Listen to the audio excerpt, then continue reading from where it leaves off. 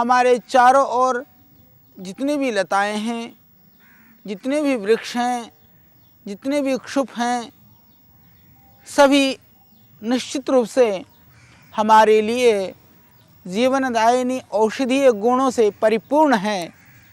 कहीं ना कहीं हम उनका प्रयोग सामान्य जीवन में करते भी हैं, परंतु इसकी जो व्यापकता है, इसकी जो जानकारी है, इसके विषय में जितना हमें ज्ञान होना चाहिए उसका अभाव है। इसकी वजह से हम उनका पूरा लाभ, भरपूर लाभ नहीं ले पाते हैं। भगवान ने जो विविधता, जड़ी बूटियों के विषय में अधिकता या बहुत तरह के पौधे जो हमारे देश को दिए हैं, दुनिया के अंदर शायद अन्य किसी देश को प्राप्त हो। आज जिस पौधे के पास में, जिस पौधे के साथ में मैं बैठा हुआ हूँ, शकल से भी काफ़ी मैं समझता हूँ ये एक आम प्रचलित पौधा है। हमारे देशवासी इससे परिचित हैं। जो पौधे के स्वरूप को न जानते हों, मैं समझता हूँ कि नाम से निश्चित ही परिचित हैं। यह पौधा है जिसको बोलते हैं धतूरा स्ट्रामोनियम। यह धतूरा पूरा देश में प्रत्येक देशवासी जानता है।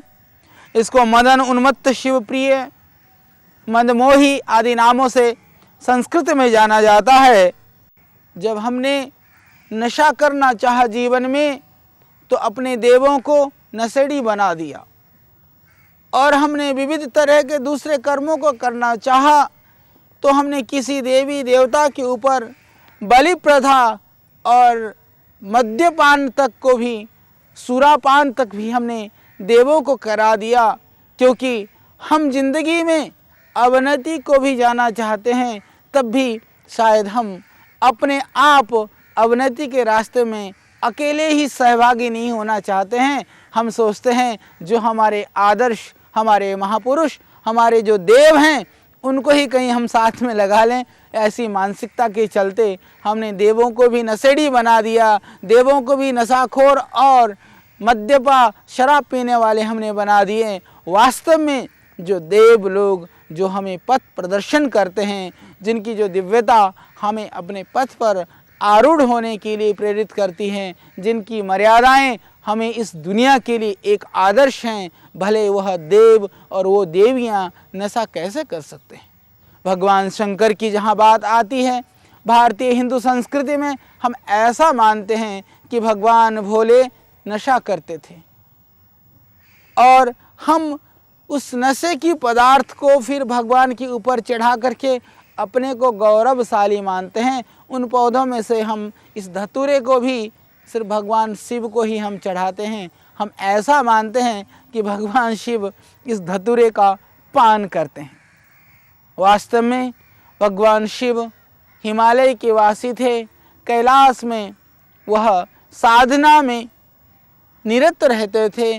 वो साधना में इतने निमग्न रहते थे, इतने मस्त रहते थे, वो अपने प्रभु के स्मरण में खोए हुए सारे संसार से विरक्त और विमुक्त और विस्मृत हुए रहते थे। इसी वजह से हमने सोचा कि इतनी विरक्ति और इतनी विमोह की जो अवस्था है, शायद यह तो नशे से ही आ सकती है। मैं कहता हूँ कि हे भगवत भक्तों, हे मेरे इस देश के वासियों, शिव जिस नशे में रहते थे, उस नशा का यदि थोड़ा भी पान करने का यदि सुअवसर आपको मिले, हमें मिले, तो मैं समझता हूँ यह हमारी देश की ही नहीं, हमारे जीवन की भी दशा इससे बदलेगी। जीवन की दशा को बदलने के लिए हम साधना, भक्ति, उपासना करें। साधना, भक्ति, उपासना आपको नशे से बचाएगा और इस तरह के विविध तरह के नशों से आप बच सकेंगे।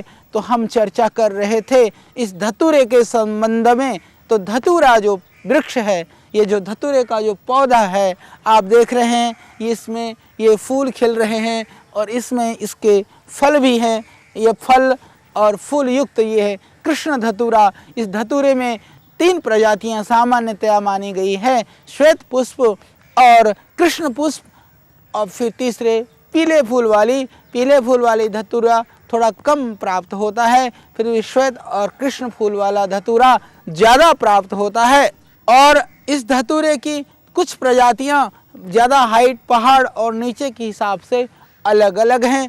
तो आइए इस धतूरे के संदर्भ में, क्योंकि अभी तक हम आपको एक पौधे के विषय में बहुत सारे प्रयोग बताते रहे हैं और बहुत सारे मेरे भाइयों मेरी बहनों का ये आग्रह भी है कि हम बहुत ज़्यादा बताने की अपेक्षा जो प्रामाणिक हैं, जो सरल है, जो आप आराम से प्रयोग कर सकते हैं, उन लाभों को, उन गुणों को हम आप तक पहुंचाने का यह हमारा प्रयत्न रहेगा।